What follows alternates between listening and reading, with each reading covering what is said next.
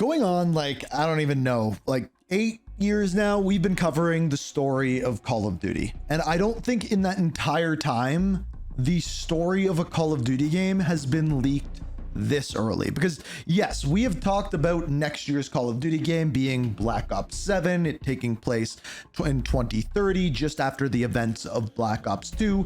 But that's not what I'm talking about today. I'm talking about not this year's Call of Duty, next year's Call of Duty, Call of Duty 2026. We have a leak in regards to what the entirety of the campaign is about. Now, the cool thing about this is it doesn't really give any spoilers. It just gives us a setting and which characters it's actually going to follow. So even though it's a leak, it still doesn't ruin anything. And if anything, it just gets me a little bit more excited for this game, because seemingly they might be going back to one of the best campaigns that I really loved the most, which was Modern Warfare 2019, which in my opinion had one of the best stories of all time. And there's several references to this, but first let me explain where this leak is coming from. So right now we seem to be in a cycle that goes, first off, we get an Infinity Ward game, which the last one was Modern Warfare 2. Then after that, we get a Sledgehammer game that happened to be Modern Warfare 3. Then we get a Treyarch game, which is the current game of Black Ops 6. And then we go back to the beginning, to Infinity Ward, which our best guess up to this point was that this game was going to be Modern Warfare 4. Now, thanks to someone going by the name on Twitter of Vondi is Pog, we have a little bit more information. Now, here's the thing.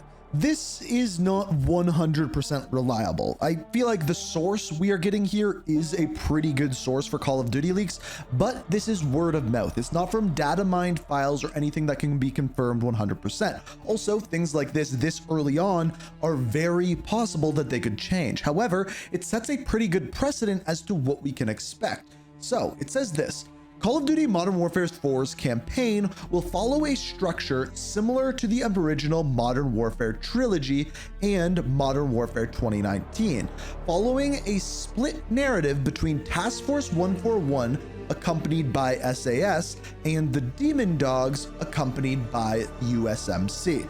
Now, let's give a little bit of backstory on that. Now, what do we mean by a split narrative? So first of all, in like Modern Warfare 2, Modern Warfare 3, the most recent games, pretty much the entire story, yes, took place in different areas, but it was following one crew of soldiers, that being Task Force 141. And yes, the Los Vaqueros got put in there and everything, but it was one story overall.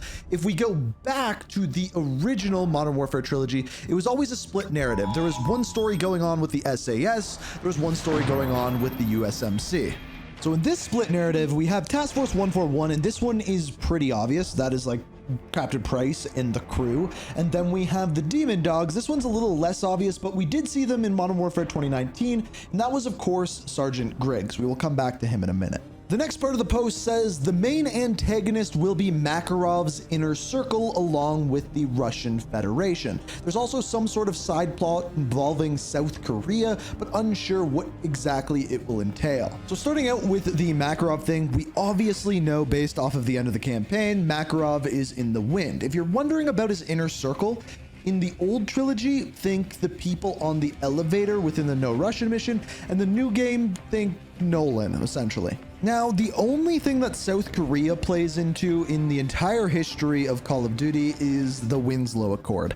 I'm not going to dive into that in this video, but if more comes of this, we may have to look about this in a future video. Next up, we get a little bit more about gameplay. Each POV will be tonally quite different, with Task Force 141 being more akin to the rebooted series with a focus on stealth, infiltration, and high-action hero-esque segments, while Demon Dogs will be more akin to American missions in the original trilogy, with a focus on immersive urban firefights and CQB room clearing segments. Now, these mean two different things to me. Like, when I hear CQB, I think Clean House, which is what they are more so saying is the new series.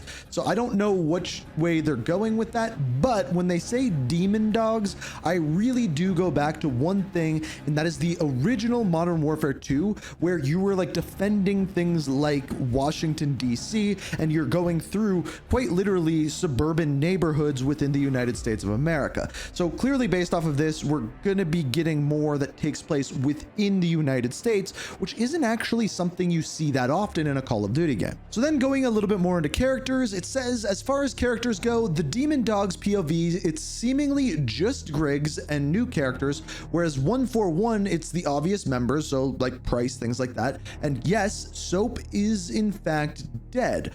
Price being wanted for Shepard's murder doesn't seem to be too major of a plot point. That, I think, is dumb. So if you remember at the end of Modern Warfare 3, Captain Price kills General Shepard in cold blood, essentially. I thought what they were going to do with this is make this part of Captain Price's character arc, where now he is not afraid to cross lines, and we get a whole nother look at Captain Price that we never really got in any other game, a nearly evil Captain Price to go in and fight Makarov. Also, you could kind of start to point things in the direction of more Black Ops, where you're kind of on the run from the CIA and from the kind of good guys within the game, but I guess they're not doing that. Now, one thing you may not remember, or if you didn't play Modern Warfare 2019, Griggs was actually in that game as the leader of the Demon Dogs. Echo 3-1. Sergeant Griggs. All day.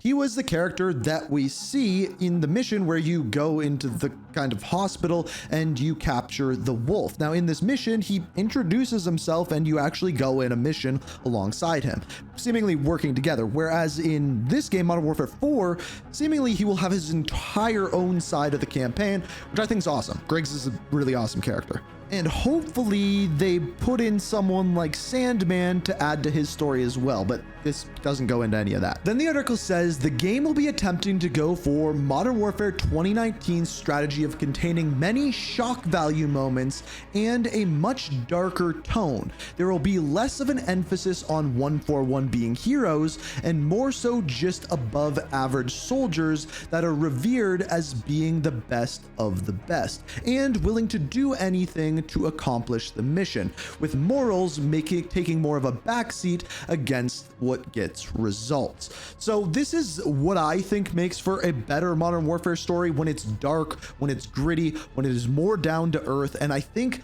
some interesting examples of this are what we see with Modern Warfare 2019. For example, when you go in to interrogate the Butcher and you use his family as leverage to kind of get more intel about what's going on with Hadir. Also, when they say more shock moments, I'm assuming that it means two things, like can't believe that happened, as well as plot twists like we had with Hadir in that game as well. That's what I'm hoping. I'm just taking this off of word of mouth and kind of extrapolating for you guys, but we still have more. This is the second last point, but as previously leaked, there is some sort of NYC or New York City mission, although rather than being an invasion like the original Modern Warfare 3, it seems it is a terrorist attack by Makarov, being a false flag attack posing as Russia. It also seems that the mission is a flashback taking place shortly after Modern Warfare 3. So as we're going to go into in a second, this game is set to take place in the near future, potentially after Black Ops 2. So in other words, after the year 2025, maybe after 2030, like the next Black Ops 7 game. We don't know yet. But what he's talking about there, the New York City mission, that was, I believe, the very first mission of the original Modern Warfare 3. There was an attack on New York City, whereas this, they say it in a really weird way, being a false flag attack posing as Russia. So in other words, it's either going to be Americans attacking New York City to make the world hate Russia, or Russia attacking New York City posing as the Americans to start the World War III kind of thing, like he did when the original Modern Warfare 3. That part was kind of confusing, but we know, like we talked about, there's going to be some missions taking place in America. And the final point we have is this. Quick comment on setting. Modern Warfare 4 is taking a bit of a near futuristic approach similar to Black Ops 2 and Ghost. The game will attempt to remain grounded while also taking creative liberties with technology of a world living in the aftermath of Black Ops 2's Cold War. The game is scheduled to release in 2026 under Infinity Ward as the lead developer. The studio has undergone quite a bit of changes in leadership since 2022. Okay, I'm not going to talk about the change in leadership of what the studio looks like, but let's talk about the aftermath of Black Ops 2 when this is set to take place. So in other words, after the year 2025. So basically, after Menendez takes over all of the US drones and we put a stop to Raul Menendez, there is a bunch that happens nationally. Now, this could be its own video altogether. Basically, the European Union falls, certain countries end up siding together, and eventually the Third Cold War takes place. This ends up being what creates the Winslow Accord, as I mentioned before, which South Korea is a part of. So seemingly, Modern Warfare 4 might be the story of the Third Cold War and how the Winslow Accord is formed. That's a huge guess, but based off of the information we are given here, that would make a lot of sense. And if you would like to see a story trying to explain what happens after Black Ops 2, show me by hitting that like button, and I can definitely do that soon. So I know that this is a ways away, but I really do think that this kind of sets up the story of Call of Duty moving forward. We now know where Modern Warfare 4 is going to take place, the kind of time period, the characters that are going to be in it. Hopefully it's a little bit more grounded of a game compared to kind of what we have seen in the ridiculousness of some of the games as of late. But if they're going back to like Modern Warfare 2019, kind of tying it in with the original Modern Warfare story,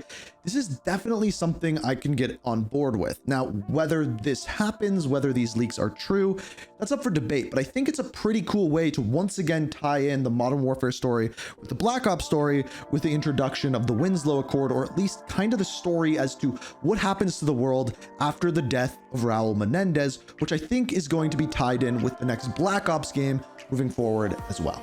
So let me know what you're thinking of this down in the comments. If you liked the video, be sure to hit the like button, subscribe, turn notifications on. We cover everything Call of Duty story, news, everything in between. But as always, thank you so much for watching. And until next time.